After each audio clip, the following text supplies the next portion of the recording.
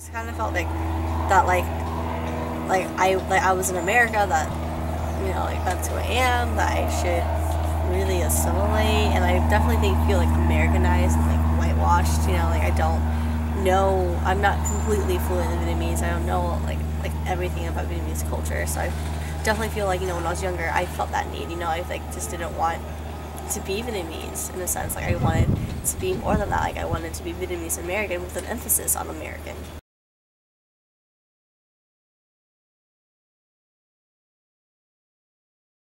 Yeah, like I am kind of being plucked out of like a Vietnamese community and then being put into like a white community. I had so much culture shock, and no one understood why I had culture shock.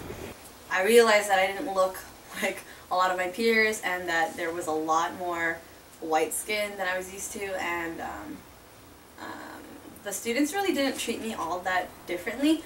But at the same time, when I don't feel like I belong with them because of like the way that I look, and that's like how I was treated, that made me uncomfortable. Like, it made me feel like it wasn't like a safe space to like share my opinions in the class. But it wasn't also until I came to UCSB that I like kind of faced real, actual, more aggressive forms of racism. Last August, somebody spray painted on El Centro.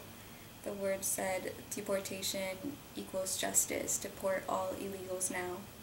I personally took offense to it, even though I'm not undocumented. Like, it still hit close to home just because, I'm a first-generation Latina, and my mom would be considered someone who's illegal, So this is supposed to be like a university where people are educated and they like value diversity and all these things, but then you have people writing things like this on a building where people of color come together and like work together.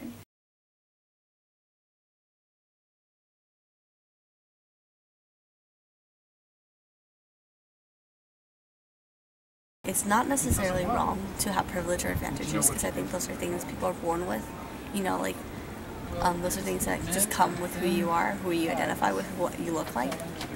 That, yeah, like it's not wrong, but I think it's important for you to acknowledge that. Like I think that's the biggest problem, that people don't acknowledge that they have those privileges. I think that a lot of people don't realize that white privilege exists, but when they do come to terms with it, when they do accept it, then they'll realize it. Like the term or the metaphor you like to use is like a fish inside of a bowl, in the fish bowl. Like if the fish doesn't realize that it lives in water until you pull the fish outside of water.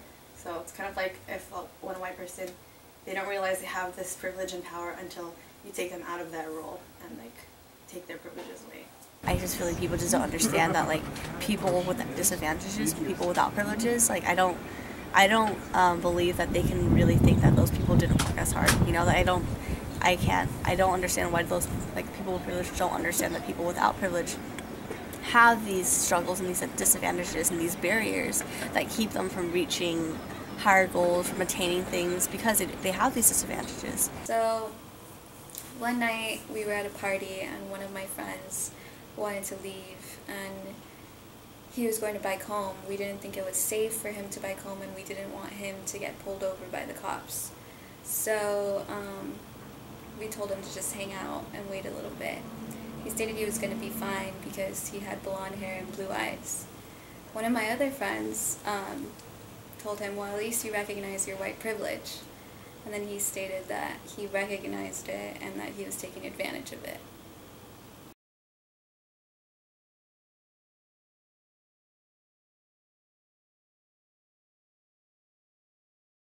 Microaggressions are so normalized because I hear them so often, and I've also just absorbed so many.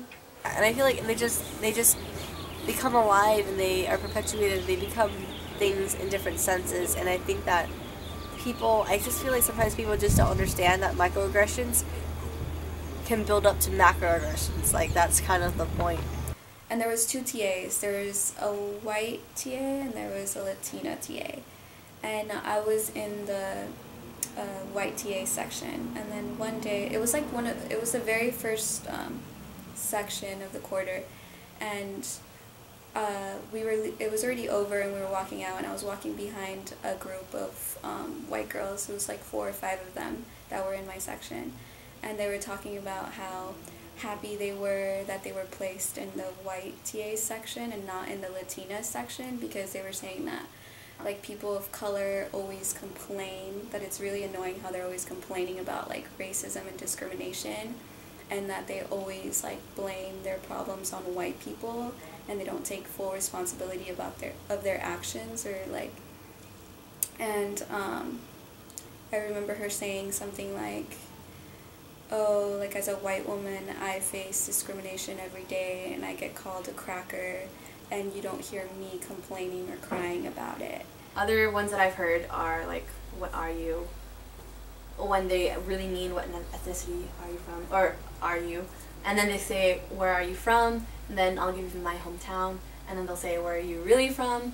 Meaning what country were your parents born? Like, you know, like someone, if I was walking down the street, down DP, someone was just like, oh, do you like miso soup? I like miso soup. We should bang, you know?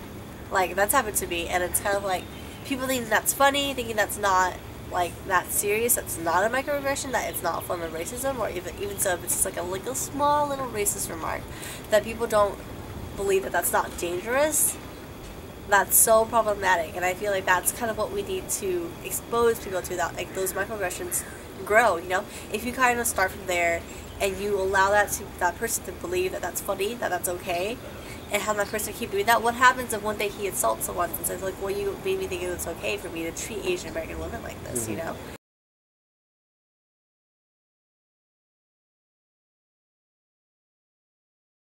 I learned that like white was good, or like you strive to be like white people, which was like the American dream, and so it seemed as if white culture was superior. Like, I feel like when I was younger, I definitely felt a need to assimilate to white culture. Like, I remember saying stuff like, yeah, I'm gonna marry a white man, or we're gonna have cute white Vietnamese babies and stuff like that. I always consider myself pretty whitewashed, and even the term whitewash, that sounds bad, because it seems like, oh, you chose the majority culture over your heritage culture. See American culture, and then kind of just be like, well, you know, like, this is what's cool, and like, this is like, I'm just tired of being Vietnamese. Like, why? You know, like I feel like just as a younger person that like it was cool to assimilate. Probably will have a hard time adjusting either language, mannerisms, and or even like the way I dress, because I'm literally in, you know, rotating in shorts right now, and I didn't used to dress like this on the daily back at home, but now I do. And so UCSB culture has kind of shaped little things about me, like I say hella, and I also, I don't know, I dress white, or I wanting to fit in, that was just a big part of.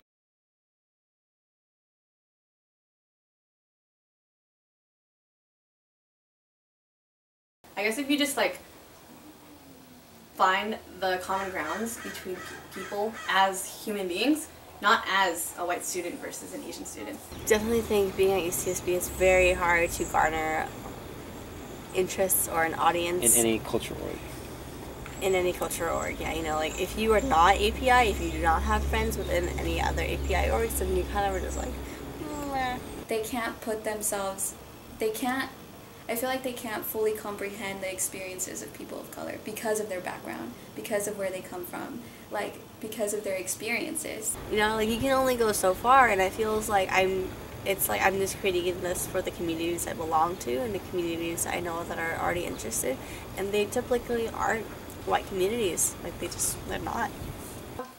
A white majority, so it is hard to promote your cultural organization or promote different cultures. Any community that's deemed different, it's always harder for them to have a voice on campus.